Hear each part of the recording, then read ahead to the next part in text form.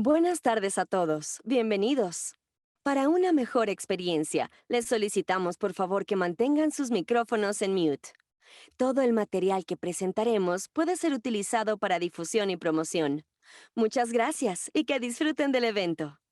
Han pasado casi 6 años desde que denuncié mi abuso. Ganar medallas de oro no quita el dolor de lo que ocurrió.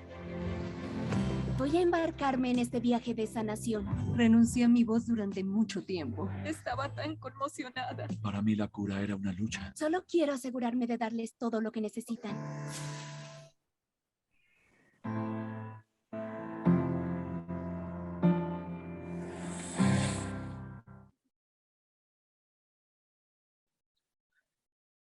Muy buenos días. Lifetime les da la más cordial bienvenida y alza la voz en nombre de todas las mujeres para eliminar el abuso y la violencia en todas sus formas en contra de la mujer.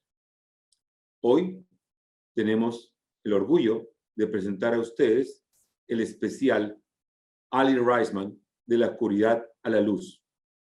Y tenemos la fortuna y el orgullo de contar con ALY RAISMAN, a quien voy a presentar en breves segundos. Es muy importante que sepan que es un tema muy sensible y muy importante. Hay que discutirlo y hay que ponerlo al frente. Entonces estamos pidiendo que nunca usen la palabra víctima, siempre la palabra sobreviviente. Y siempre vamos a referirnos al abusador o al agresor que haya cometido el acto de violencia o de agresión de cualquier tipo. Es muy importante que tengamos la sensibilidad y el respeto adecuado para escuchar y entender toda esta situación que hoy compartimos en exclusiva con ustedes a través de este especial que se va a estrenar muy pronto en Lifetime. El estreno está pautado para el 25 de noviembre. Es importante que recuerden que todo el material de hoy pueden usarlo para promoción y difusión, y esa es nuestra intención, promover y alzar la voz para eliminar la violencia en contra de la mujer. Ahora les presentamos un video que resume quién es ALY RAISMAN. ALY RAISMAN, capitana del equipo ganador de la medalla de oro del equipo de gimnasia de los Estados Unidos en 2012 y 2016 en los Juegos Olímpicos, es la tercera gimnasta americana más condecorada de la historia. Ella se ganó el corazón de millones de personas al ser la primera de ese país y en ese deporte en ganar la medalla de oro en piso en unas Olimpiadas. Además, es una de las 3 gimnastas que logró ir a 2 Juegos Olímpicos seguidos, guiando al equipo a ganar medallas de oro y plata en las competencias de 2012 y 2016. Como la gran líder que es, ALY usa su plataforma para ayudar a normalizar la conversación sobre salud mental, alentar a mejorar la autoestima y promover la importancia del autocuidado. En su autobiografía, Fierce, comparte lo bueno y lo malo de su carrera, incluyendo cómo sobrevivió a los abusos sexuales e inspirada por un ejército de sobrevivientes. ALY continúa luchando por cambios dentro del deporte y por la erradicación del abuso sexual.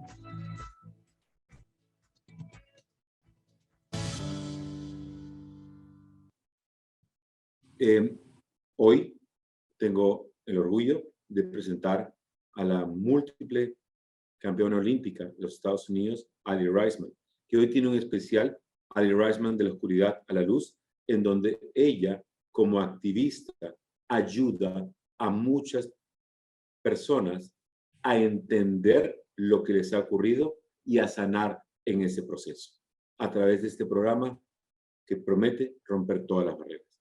Con ustedes, ALY RAISMAN. ALY? Hi, how are you? How are you, ALY? We would like to know, what does this special ALY RAISMAN, Darkness to Light, means to you? It means a lot to me. It's very personal, and I feel very grateful for the opportunity to do this very special project with Lifetime. We worked very, very hard on it. And I feel very appreciative for the survivors and the experts that we had that bravely shared their stories with us and took the time to talk about what they were going through and what they've learned over the years. So I hope that it helps somebody out there, because I know a lot of people out there are struggling, whether that's being a survivor of sexual abuse or struggling with their own mental health journey, or they're battling something. So hopefully, no matter what you've been through, you can take something from this special and it helps you feel less alone, and it helps give you hope that there is light at the end of the tunnel. Thing that you want to get across within this special? I think that what's really important is that we all remember that we're all human. We all go through ups and downs. Life can be like a roller coaster sometimes, and that's all part of it. And I hope that people remember that no matter what you're going through, you're going to be okay. And if you're struggling right now in this moment, you're not going to feel like this forever. There is help out there. And I hope it's a reminder of the importance of having a community and a support system around you. And I recognize that finding a community can be very difficult. It's not always easy. And sometimes when we confide in somebody and share what we're feeling, we don't get that validation that I think that so many survivors of abuse really, it's important for their healing. So recognizing if it takes you some time to find a support system, that's okay. If you go to somebody and tell them that something happened to you and they don't support you in the way that you deserve to be supported, I encourage you to not give up and to keep going until you find someone who will support you, because I believe there are good people out there. And I believe that everyone should have support and a good community around them, because it's so important. You know, the way a survivor heals is linked to how their abuse is handled. So having a support system and having someone validate you and say, I believe you and I see you, is just everything. Como saben, nosotros tenemos traducción simultánea en portugués y en español, así que sigo con la siguiente pregunta. What do you learn from this special? And most importantly, what do you learn from the survivors? I learned that we are all going through so many things, and going through hard times and not having the answers is okay. And that nobody should go through this journey alone. And I think that when we talk about how we're feeling, it helps us feel less alone, because maybe another survivor could relate to what I'm experiencing, or maybe a survivor validated what I said. And I think that talking about what we're feeling is really important, because it can help us understand why we feel a certain way and help put us on the path towards feeling better. What does your personal healing journey look like? Has it changed? Has it evolved? Can you share that thing with us? Yeah, I think that, you know, over the years, I have really tried to prioritize my own healing. I think, you know, there's so many different ups and downs in life, and there are certain moments where, you know, doing therapy once a week is good for me. There are certain times where I feel like I need to do therapy twice a week, and even that doesn't feel like it's enough. And there are certain days where I wake up and I feel more calm. Other days I feel like it's hard to fall asleep because I'm more stressed out. And I think I've learned the importance of taking it day by day and really reflecting on how I'm feeling. And when I beat myself up and I am hard on myself, it doesn't help me at all. And so I try to be aware of, if a friend came to me and asked for advice and asked for the same advice that I need right now, would I be kinder to them than I'm being to myself? So I've tried to pay attention to my inner dialogue, because we're often harder on ourselves than we are on other people. So I try to be kind to myself and be aware of, am I being mean to myself right now? Is this making me feel good? The answer is no, it doesn't make me feel good when I'm hard on myself.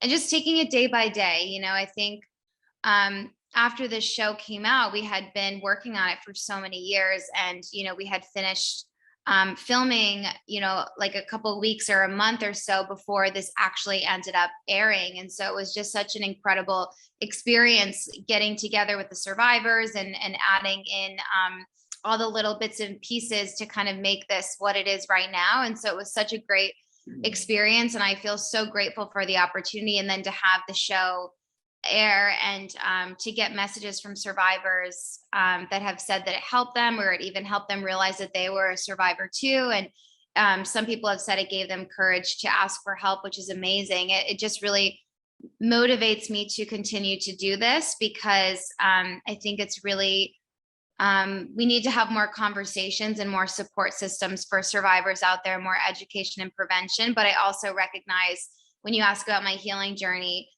sometimes this work can be very triggering for me, and sometimes it's really hard. And I have to work on taking care of myself at the same time speaking out about this, because when I speak about it, it can feel very triggering and feel like an open wound. And I have to work on that balance of maybe when I'm with my friends, not talking about this and thinking about other things and having moments of joy and fun, and then also balancing it with doing this work because it is very important to me and I want to do it, but it's challenging as well too. We can only imagine.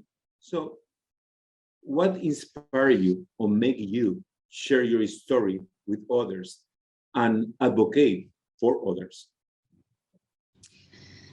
You know, when I first decided to publicly share my story years ago in around 2017, I was really, really nervous and I didn't know how people were going to respond, but I knew that I wanted to say something because I was watching, you know, organizations continue to sweep this under the rug. And I was very inspired by other people sharing their stories as well. I think that the power of sharing stories is so incredible, how when one person shares their story, it could help someone else feel less alone or give someone else the courage to share their story and speak their truth.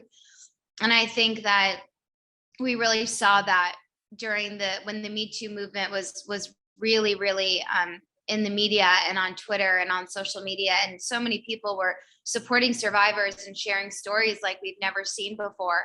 And so I'm really grateful for that. It's heartbreaking to see how many people have said the words Me Too and continue to have the courage to say the words Me Too. It's devastating how much this affects so many people around the world. But it also gives me hope that maybe one day the next generation won't have to say the words Me Too and will live in a safer environment, and there will be safer places for people. And so many people won't live in fear or suffer in silence and be afraid to speak up.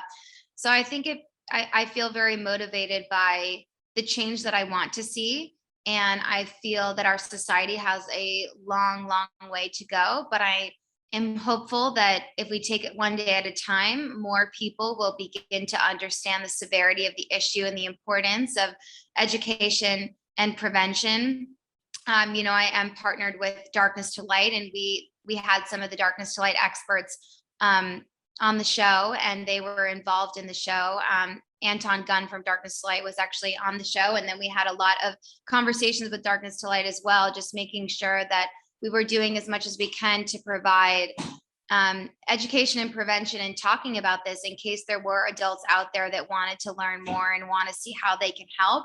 And so I think that for me, it's about partnering and listening to the experts in the field so that I can better educate myself and hopefully better, if people are interested, help people know where to go, because I think a lot of people want to help, but they don't know, where do I start? What do I do? What organizations do I even look at?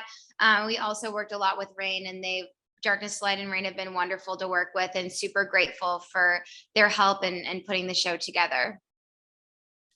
You have mentioned that you have worked with the leaders to prevent child abuse, that are the Darkness to Light. So is anything that the adults can do to see the signs and prevent child abuse? Is anything you can share with us to be more aware of it?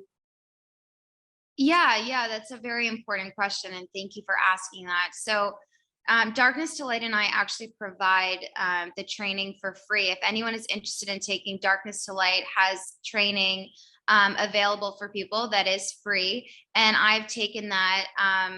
I've taken it twice, and I think that it's really important because it can help us understand what are some of the red flags to look at, what grooming behavior looks like or can look like.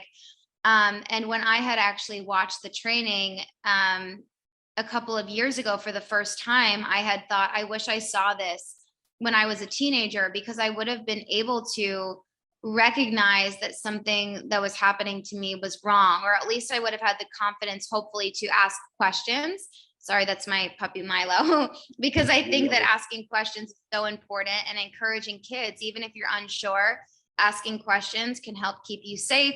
And there's no question that's a wrong question. And I think that it's important for adults to understand that the way a survivor heals is linked to how their abuse is handled. So if a child or an adult discloses to you that they've been abused, I think it's really important to tell them that you believe them, that you support them, ask them how you can help them, but then also report the abuse and make sure that the abuser is no longer hurting somebody else, and do what you can to help keep them safe. Because we have to recognize that talking about what we've been through is so hard, and being that support system for somebody else and helping them report the abuse and helping stop the abuser is crucial, because oftentimes abusers get away with their abuse because a lot of people in our society, whether or not they realize it, are enabling abusers. And because of that, abusers often have more than one victim. You know, we've seen a lot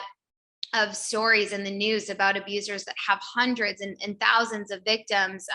You know, in my experience with my abuse, there was hundreds and hundreds of victims and survivors. And that was because for decades, the person who abused us was enabled, and people didn't listen to us, even though there was many times where our abuser was reported to law enforcement. And so I think it's really important for people to understand that that there are a lot of red flags that we need to be aware of. You know, some of them might be if an abuser has favorites, if there's a person that is trying to get alone time with the child, if the person is trying to give a child gifts, you know, any type of grooming behavior is really important. And really, you know, I encourage people to also check out the Monique Burr Foundation, because they educate children, and Darkness to Light educates the adults. And so I think having both things together is so important, of the adults being educated, but also the children, and recognizing, you know, if you're also a parent who, or a guardian, or you're just, you're a teacher, whatever you do, we all, I think most of us are around children at some point in our lives. So if a child does disclose to you, or someone discloses to you that they've been abused, and you're doing everything you can to help them, also be kind to yourself. Because if you're one of those adults who is trying to do the right thing and you feel bad that you didn't see it, be kind to yourself. We're all doing the best that we can. And sometimes these abusers are master manipulators. And so if you're a person out there that's a good person, and I'm sure every person watching this has beautiful intentions, don't be so hard on yourself, and know that you're not perfect, you know, and sometimes because there's such a lack of education in our society, the child might not even know they're being abused. And so the best you can do is be kind to yourself, because then you're going to be better able to help the child or whoever the adult is that is disclosing to you. I know a lot of parents or guardians feel very guilty, like they didn't see the abuse and they feel guilty and they blame themselves, but just know that you're doing the best that you can. And now that you do know, now you can handle it, and now you can report it. Now you can make sure that this person never hurts somebody else again. But if you didn't see it, be kind to yourself. You're not perfect, and you're doing the best that you can. And now that you do know, you should feel proud of yourself that you're doing everything you can to help the child or the adult. So hopefully that all makes sense. I know that was a lot. Very important information. Thank you for sharing. Now, Ali, you once said our society has a long story of enabling abusers instead of supporting survivors. Is that still true, or do you feel that something have changed? You know, I think that when we look at, you know, when I've talked to so many survivors, you know, across the country and even some across the world, I really think a common theme that I often hear is that they were not supported when they spoke up. And I speak a lot at colleges across the US, and a lot of survivors will tell me that after something happened to them, when they, you know, report it to the school, or they tell someone they think is a trustworthy person, that person doesn't support them or believe them. And so I don't know if people realize that when someone confides in you that they've been abused and you don't support them and you gaslight them and you make them feel like it's their fault, maybe someone doesn't realize it at the time, but they're actually enabling that abuser and they're allowing that abuser to continue to hurt someone else. And so it's really important for people to understand how important it is to believe survivors and also recognize how hard it is for a survivor to say that this is happening to me, because sometimes an abuser might groom a survivor or manipulate them into thinking that it's their fault or they were asking for it. And I think our society also enables abusers by saying, you know, to survivors, what were you wearing? What time of night was it? How much did you drink? And blaming the survivor as if they were asking for it. And so I think that our society really needs to change that, because that narrative is very damaging to a survivor's mental health, but also allows abusers to continue to do what they're doing. So I think that we're still a long way to go. I think that there are a lot of communities and organizations out there that are still covering up abuse and not understanding the severity of the issue and the urgency to make people feel safe. And I know that there are a lot of survivors out there that don't feel that they have a community of support. And so having that and recognizing that, I think it's really important. And I feel very lucky I have a support system. And I don't take that lightly, because I recognize a lot of survivors don't have that easy access to a good support system or finding a good therapist, somebody that will help them. And so I think until all of those things change, it's going to be a long time until our society isn't enabling abusers.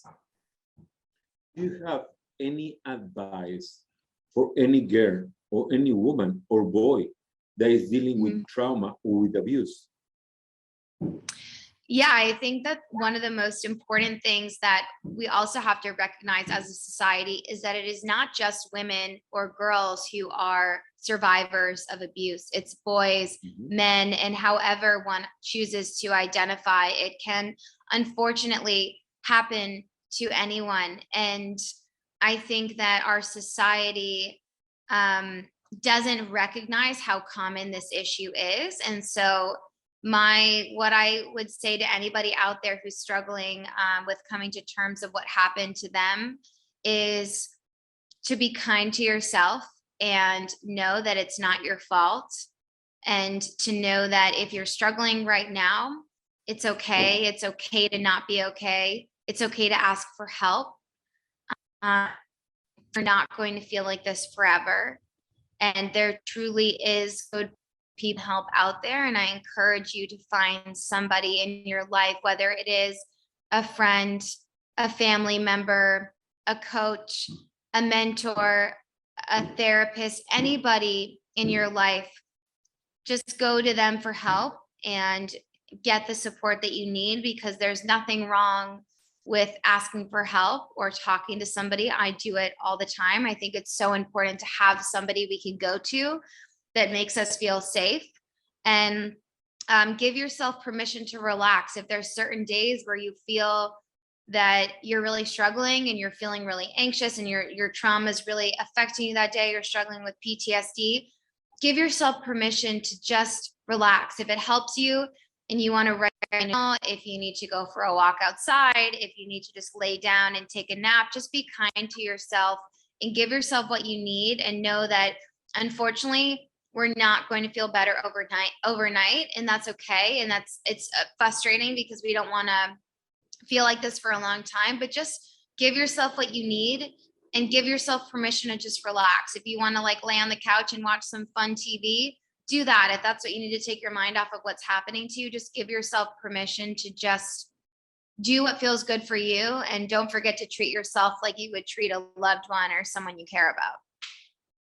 And finally, my last question will be, what did you partner with Lifetime, and how was your experience with Lifetime? You know, I'm very grateful to Lifetime. It was, you know, I've been very impressed over the last bunch of years watching Lifetime continue to put out shows and movies that are supporting survivors. And that's something that's really important to me. I'm very passionate about that. So it felt like a very authentic partnership and relationship to explore with Lifetime. And so when I found out that they wanted to do this with me, it was very exciting and obviously very honored.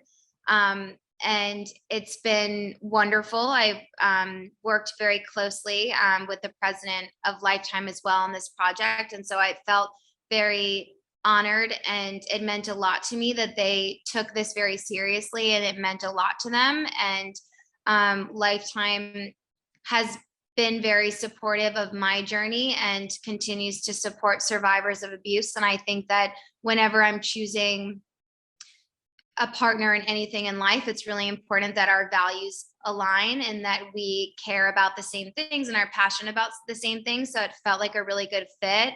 And I'm very grateful to Lifetime, and hopefully in the future we can do more content together and more shows together. We are very grateful. Thank you so much.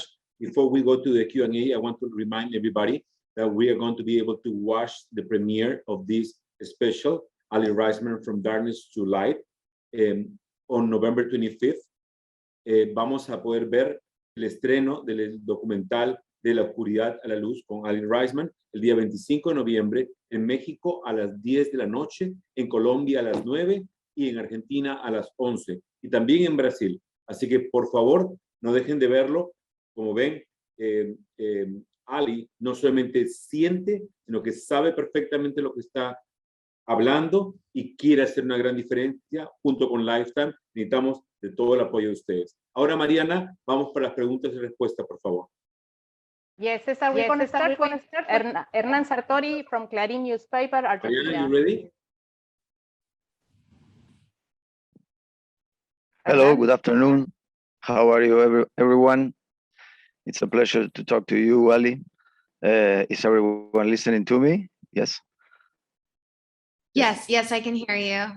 Okay.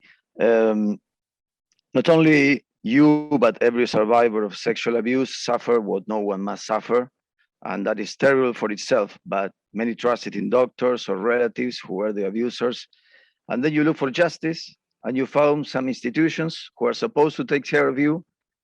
They look to the other side or cover the abuse. Have you felt betrayed by the US Olympic movement, by the criminal justice of a country, by the FBI? How can you tolerate not to be listened when many survivors like you talk about what you suffer and they look to the other side? Yeah, it's something that I still try to navigate and work through every single day. You know, I feel like I try to talk a lot about the way a survivor heals can be linked to how their abuse is handled. So to continue to have the United States Olympic Committee and USA Gymnastics not address the many survivors of abuse that have suffered because they didn't do the right thing and continue to not do the right thing, not acknowledge the problem, and not do everything they can to fix it and understand what happened. You know, for me, one of the most important things is getting the United States Olympic Committee and USA Gymnastics to do a completely full and independent investigation so we can understand who knew what, when, how this disaster happened, and we can make sure it never happens again. Otherwise, it's guesswork, and I don't want to live in a world where we're doing guesswork when we're talking about protecting children and athletes from abuse. But it's very hard, and it's very triggering, and it sometimes feels like an open wound that doesn't heal because we are continually speaking out about it, trying to advocate for them to do the right thing and pushing for them to do the right thing. And it's very hard because part of me, you know, not part of me, I think all of me wishes that I could just not think about this and not think about the USA Gymnastics abuse and do other projects that focus on other things. You know, I think I'll always be very passionate about abuse prevention and mental health, but I think that, you know, like testifying in September is so triggering and something that we shouldn't have to do. But years and years later, we're still having to speak out about it. So it feels, it's very triggering, and it feels like an open wound that won't heal. And it's really affecting my own healing journey, because I feel like one moment I feel like I take a step forward, and then, you know, taking 100 steps back. And so it's this, it's very hard to navigate, and something I still am working on how to do that. But I think, you know, having therapists and having, making sure I'm taking care of myself is a priority, because it definitely affects me a lot more, I think, than people realize. Thank you, Ali. Next question, Mariana. Yes, from Brazil, Luciano Guaraldo, UOL. Hi, Ali. Thank you for taking the time to talk to us. I'm a survivor myself, and I know how hard it is to speak up. And when people doubt you, I mean, you feel like giving up. I was wondering, you talked a lot about support system and forming a community of support. I was wondering, how do you find the balance between supporting others, and I know that you do that a lot, and I admire that a lot in you, without getting triggered by the stories, because that's something I struggle with, hearing other people's stories and trying to help them when it opens so many wounds in myself. So I was wondering, how do you find that balance, helping others without hurting too much? Yeah, well, thank you for sharing, and I support you and I believe you. Thank you for having the bravery to share that with everyone. I totally relate and agree with what you just said in your question. It is something I try to navigate on a daily basis. I get triggered very easily. I get triggered with graphic detail. And so for me, because my experience has been so public and I feel so lucky to have so much support, sometimes if I'm walking my dog outside, or I'm at the grocery store, or I'm at the airport, somebody will tell me they're a survivor of abuse. And so I've worked on in therapy of working on a way that I can support them. But if the survivor starts going into graphic detail, I've learned there's a way I can support them by saying, you know, I support you and I believe you. But sometimes I will say, if you don't mind just not going into graphic detail, because that really triggers me. I've never had a survivor that didn't understand that. And I feel like whenever I meet survivors, there's this really special bond. It's almost like we have this trust or this understanding without even needing to say anything. And so I've learned, when I am supportive and kind and honest, I've never had a survivor that gets upset about me asking not to go into graphic detail. And oftentimes they say, I totally understand. I actually feel the same way. And so I just try to be honest about where I am in my healing. And I think sometimes because I'm in the spotlight, people forget that I am still dealing with this on a daily basis. And so I think I just try to be very honest and transparent, and hopefully people will understand, even before I came on to do this interview, there was a video that had actually my abuser in it, and I just asked them to turn it off. And so years ago, I would have been afraid to say something because I would have worried maybe they think I'm being a diva or being difficult. But I realized that I have to, in order for me to be present here and in order for me to continue speaking up, it's okay for me to say, I don't want to see the person who abused me face, and do you mind turning the video off so I can't see it? And so I've just learned I have to, just like if I were to stick up for somebody else, I have to do the same thing for myself. I have to be my own advocate. And hopefully by me standing up for myself, it will encourage, if I'm having a one-on-one conversation, it will help encourage the survivor too, that if I say something that's triggering, I want you to tell me too, because we're all unique. We all have different things that trigger us. And the more we can understand and communicate it, the better we can be there for one another.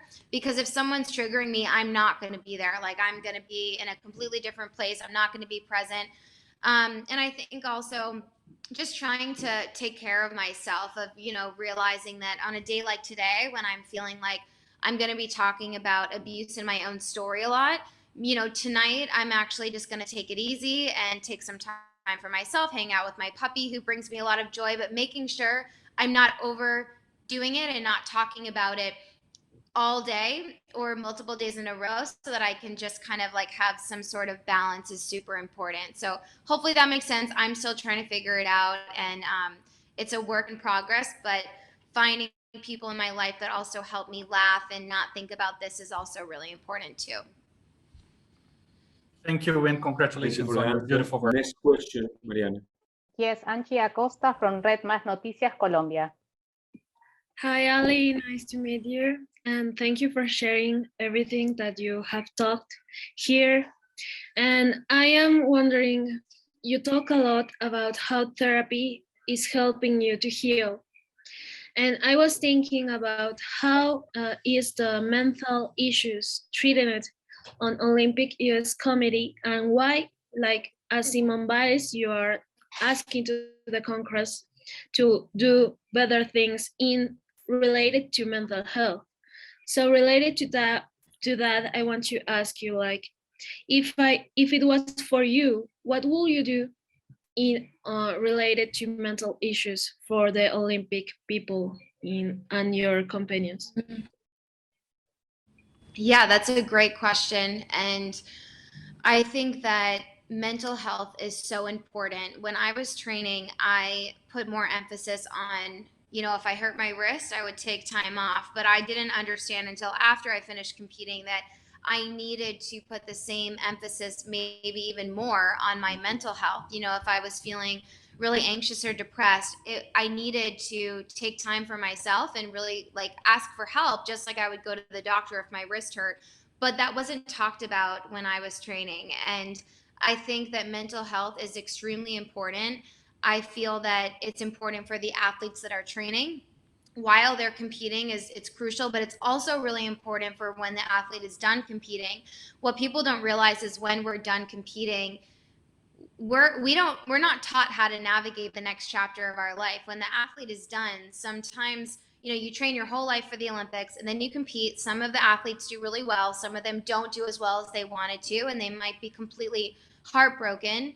And a lot of times athletes' self-worth is wrapped up in their results, so there's no one helping us navigate how to realize we're more than just our sport, and helping us realize what we can do in the next chapter of our life. And that is really hard and can be really dangerous, because if an athlete feels that their worth is only wrapped up in their sport and they didn't perform as well, they might not have the confidence, or they might be depressed and not be able to go on to finding something else that they really enjoy, or realizing that they're worthy of finding something else. And we don't have access from the United States Olympic Committee to good therapists, or we didn't really have any resources that were able to help us if we were struggling with mental health. And so I think that putting that as a priority is important, and especially with how common abuse is within the United States Olympic Committee and how many victims and survivors there are. When you are a survivor of abuse, it definitely affects your mental health. So I think having that available to athletes as well, a place where people can go, where if you do confide in a therapist, there's no repercussions or retaliation. There's no one that the therapist isn't going to report to the United States Olympic Committee what you're saying. It's a safe place, and everything you say will be kept private. And I think that that's not available right now.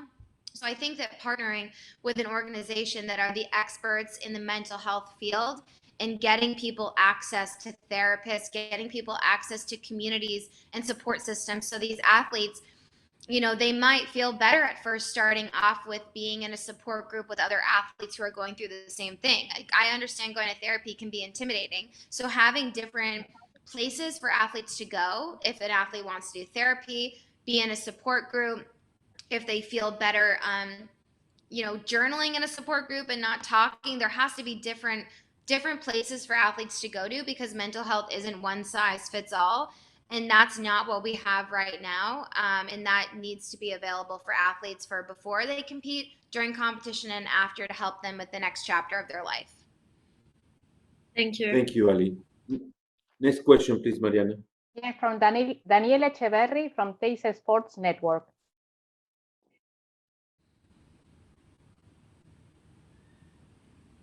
Estás en mute, Daniela. Hi, Ali, from Argentina. Nice to meet you. My question is on the same way as Angie's. I was hearing you talking about the importance of listening to your body and to being kind, the importance of being kind to yourself. And in a sport, it's very difficult to be kind to yourself, because gymnastics is a sport where girls compete at senior level at the age of 16, where the searching for difficult exercise or difficult elements is like infinite. It's never is enough, and it's like only the chances are the ones that could survive to all of that period of very, very hard training. So do think that maybe the International Federation or the gymnastic community must make a revision about some core rules in gymnastics to contribute for a healthier sport, that for a healthy gymnastics that you are like fighting or leading. Sorry, will you repeat that last part of the question? It cut out. Do you think that gymnastics community must make a revision about some rules that we have in gymnastics to contribute to a health environment for gymnasts and for a healthy sports? That's what's your fight here?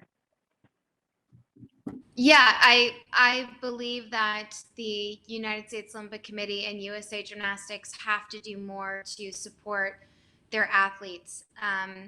And I believe that the most important place to start is to do a completely independent investigation and really get to the bottom of what happened, and the scope of the investigation matters. It has to go back decades. Nobody's off limits. They need to get access to text messages, data, emails, everything and anything.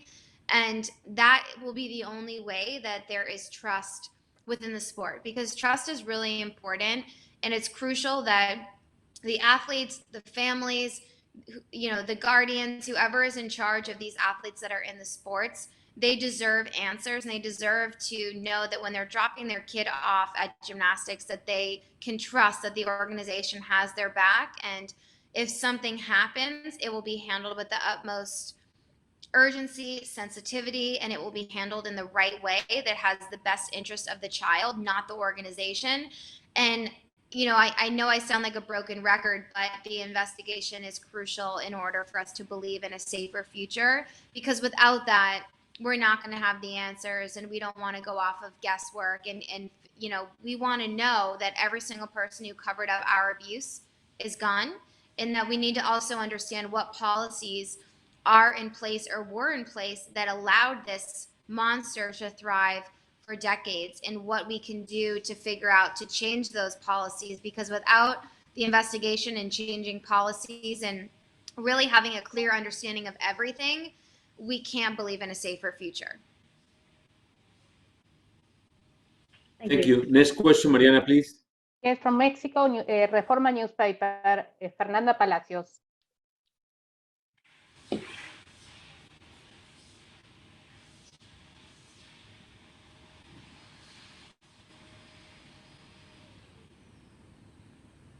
Well, we continue with Eduardo Gutierrez from Quién Magazine, Mexico.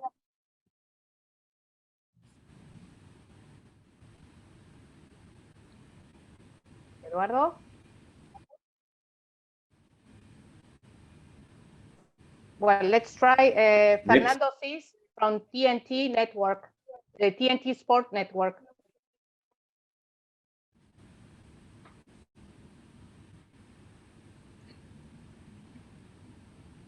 No escuchamos la pregunta.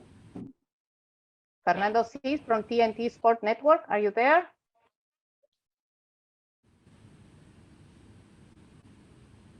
Okay, we continue with Juan Ignacio Barbieri from OLE newspaper, Argentina.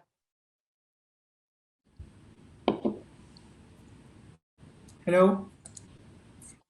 Hello, can you hear me? Yes, we're listening. Yes. Hello, Ali. So nice to hear about you.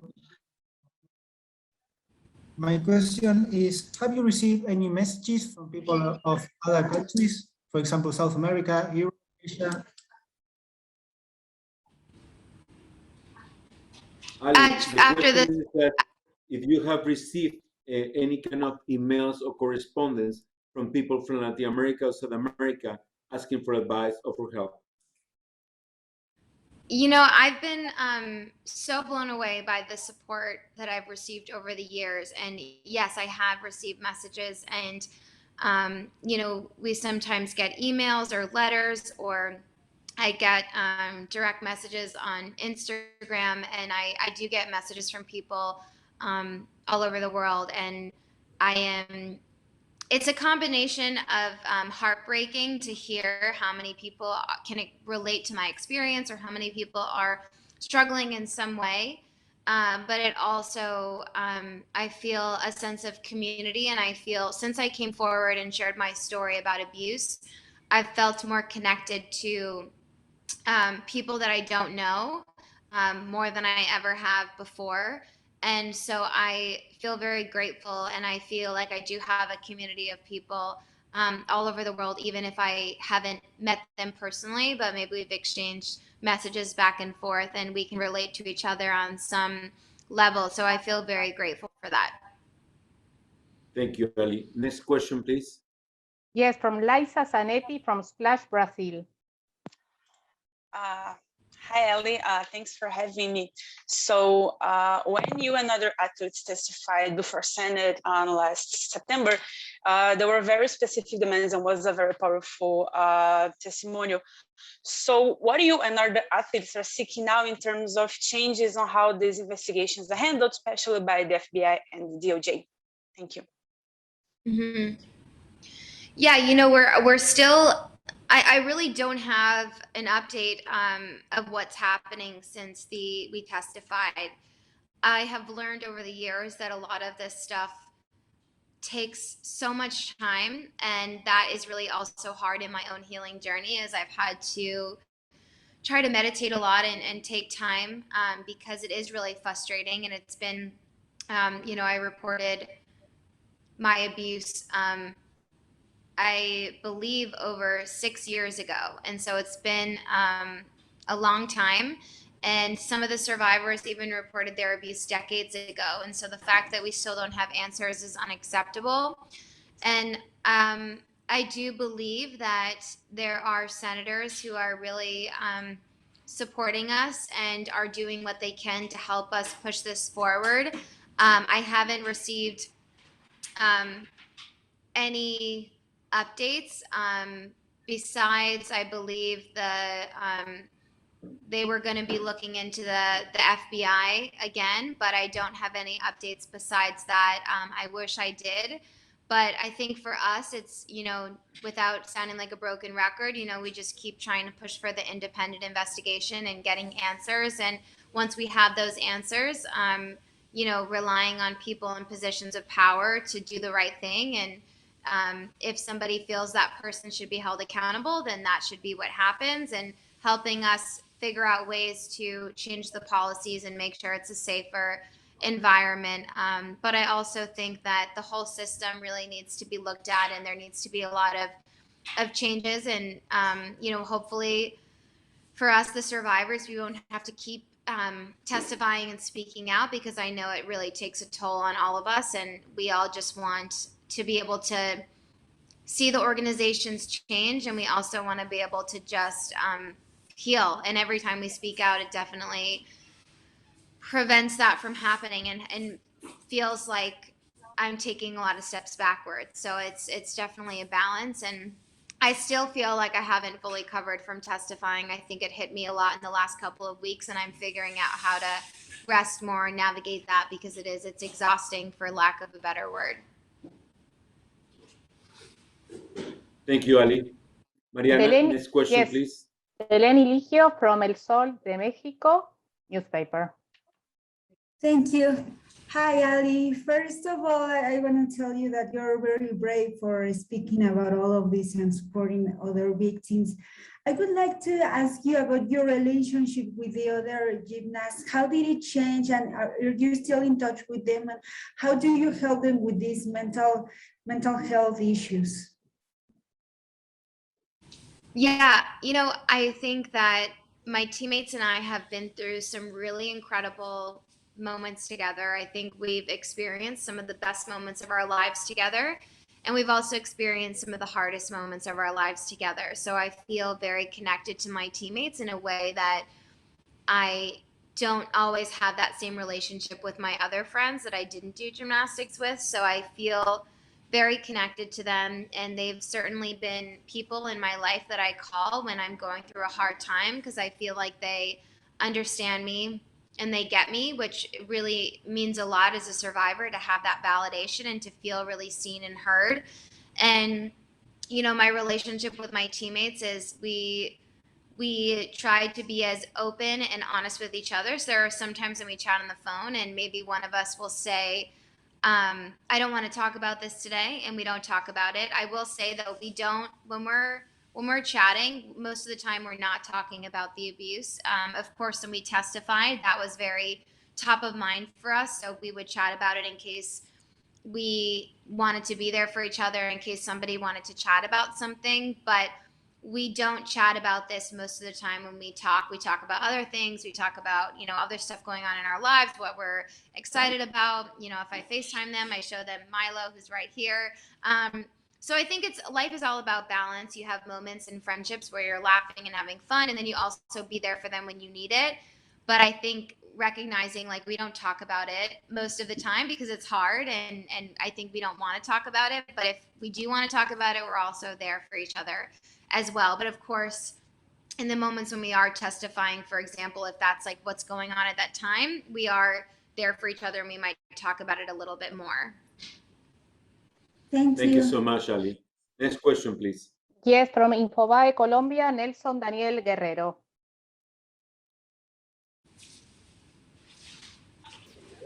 Hola, ¿qué tal? ¿Me escuchan? We love your dog, by the way. Yeah, me too. He's been so great for my Hola, ¿me mental escuchan? health. I love him a lot. For sure. Tu pregunta, por favor. Your question. Sí, como persona cercana a una persona víctima, encuentro fallas en la educación que nosotros brindamos a nuestros niños para que estos no encuentren la confianza suficiente en revelar que han sido víctimas de algún abuso. ¿Qué otras fallas en los testimonios que tú has sabido encuentras en esta educación para que la persona no sienta la confianza? Déjame traducirle. Ali, what he would like to know is that he realized that because he's very close to a survivor, that kids don't necessarily have all the proper tools to understand what's going on with them, what happened to them. So what do you think that besides the tool, what kind of information or what kind of education for prevention we can have for the kids to avoid these things to happen every day? That's a great question. I would encourage anyone who's interested to check out the Monique Burr Foundation, because they have a program in place for schools and for kids to be educated on prevention. And then I also encourage any adult who's interested to check out Darkness to Light and take the Darkness to Light course. And for anyone who didn't hear before, Darkness to Light and I provide the training for free. And I really believe that it's a great place to start to have awareness and understanding of certain types of red flags or signs that somebody may be hurting a child, and certain steps you can take to help them. I also think that having more conversations with people in your community and talking about the conversation about sexual abuse and encouraging others to do the same is really important. And, you know, if your child is going to gymnastics or soccer or school or summer camp, you know, start asking, you know, the people in positions of power of what they're doing to have that dialogue with the children, and what they're doing to educate and prevent. And if they're not doing anything, I think it's a great place to say that it's crucial that they do start doing something, because I think we have to recognize, as scary as it is, anywhere a child is where, unfortunately, a pedophile could be. And I think a lot of times people say, an abuser would never be here. It's a safe place. I watch the kids all the time. But we have to recognize that pedophiles work in places where children are. So I believe we can never be too safe, and educating and preventing is crucial. Thank you. And the last question from Brazil. Mariana? Ederly Fortunato from Jornal 140. Hello, Ali. Thank you for your time. And you are amazingly brave to talk about this. You said you want to one day stop talking because it's dangerous to your mental health also. So I would like to ask you, what are your plans for the future? Because you are a great speaker, you look great on camera. Maybe you want to do, I don't know, documentaries or something about dogs, because I see you love animals. What are your plans in the future when you are not talking about this anymore? We hope we have this problem solved or better. What are you dreaming to do? So unfortunately in my lifetime, I don't think that abuse will be solved. So I think I'll always be involved and always be very passionate about mental health and abuse prevention. And I always plan to continue to do the work as long as I can do it. But I think that having more balance in my life is so important. So I'm excited to do projects that are very meaningful and hopefully continue to do maybe another show like the Darkness to Light show, where I'm helping to continue this conversation and hopefully amplifying other survivors' voices and bringing on other experts and hearing their perspectives. I am really excited to continue to do more of that, but I also love being a dog mom. And so I think finding more balance in my life and finding just more ways to have fun. You know, when I was younger, I did gymnastics from 2 years old and to 22 years old. And I took, I think, 1 year off after the 2012 Olympics, but I've pretty much done that my whole entire life. And so I'm excited in this next chapter of life to kind of just figure out who I am, what I like to do. I have recently became very passionate about financial literacy and very passionate about encouraging the younger generation to learn more about how they can save money. And so that's a new passion of mine that I'm excited about learning more about.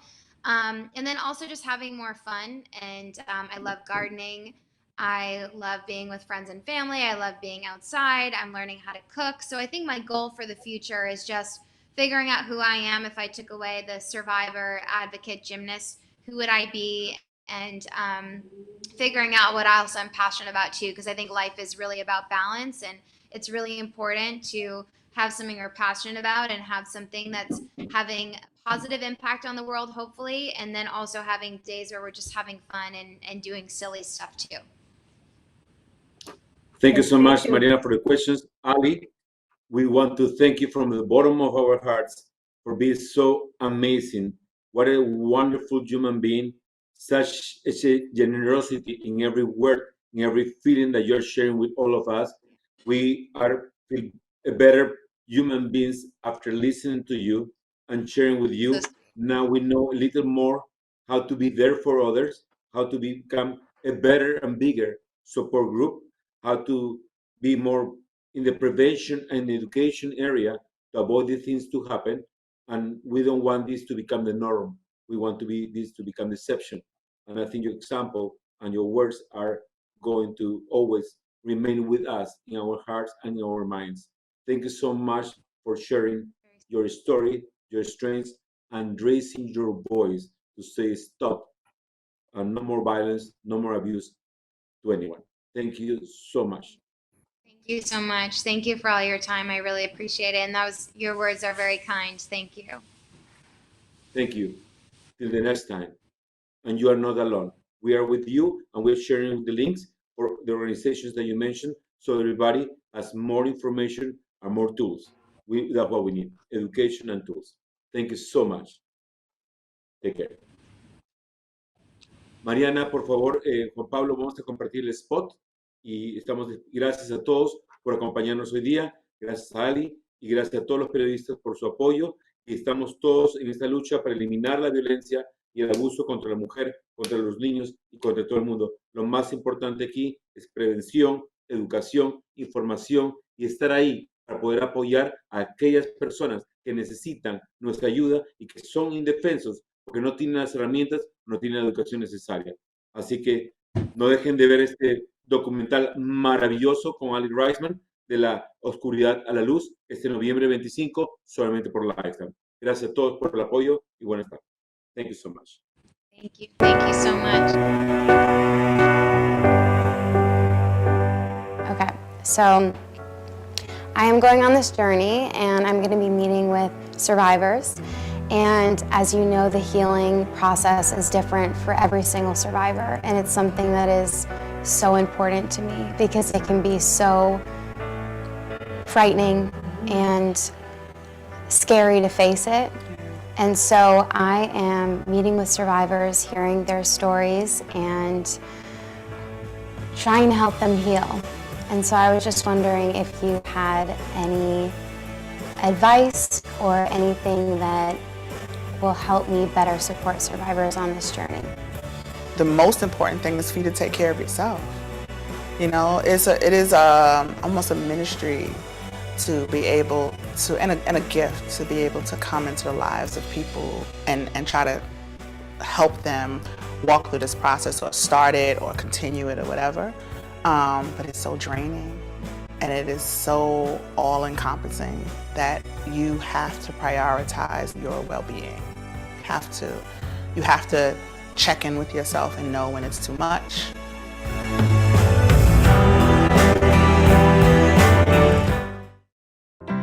Han pasado casi 6 años desde que denuncié mi abuso. Ganar medallas de oro no quita el dolor de lo que ocurrió. Voy a embarcarme en este viaje de sanación. Renuncié a mi voz durante mucho tiempo. Estaba tan conmocionada. Para mí la cura era una lucha. Solo quiero asegurarme de darles todo lo que necesitan.